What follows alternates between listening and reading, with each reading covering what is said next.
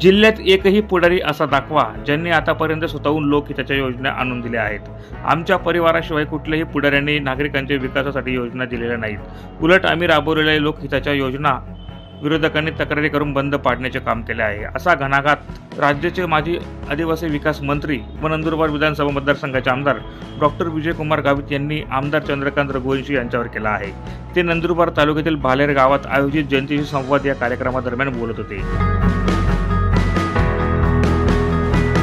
आणि आम्हाला काय वाटतंय की तुम्हाला दिलं तर आम्हाला आनंद आहे आणि म्हणून आम्ही देतो।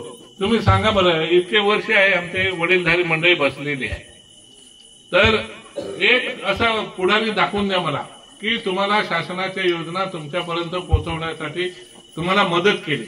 एक पुढारी दाखवून द्या जिल्ह्यामधला। काय आहे तर त्यांना काही करायचं नसतं, काही योजना झाल्या तर त्याच्या तक्रारी करायच्या। आम्ही शेतकऱ्यांना विहिरी दिल्या तेव्हा तक्रारी केल्या, संजय निराधारच्या योजना दिल्या तेव्हा तक्रारी केल्या, भांडे द्यायला सुरुवात केली तिथे तक्रारी केल्या, गाय दिल्या त्याला तक्रारी करायची।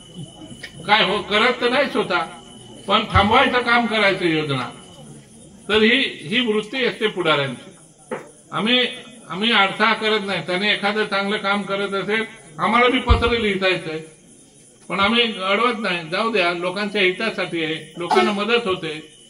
तर ह्या दृष्टिकोनातून आम्ही बघतो आणि म्हणून हे जे काही राहिलेलं आहे, काय तुमच्या अडीअडचणी असतील म्हणून मी हे सुरू केलंय। प्रतिनिधी प्रवीण चव्हाण, माझा महाराष्ट्र न्यूज, नंदुरबार।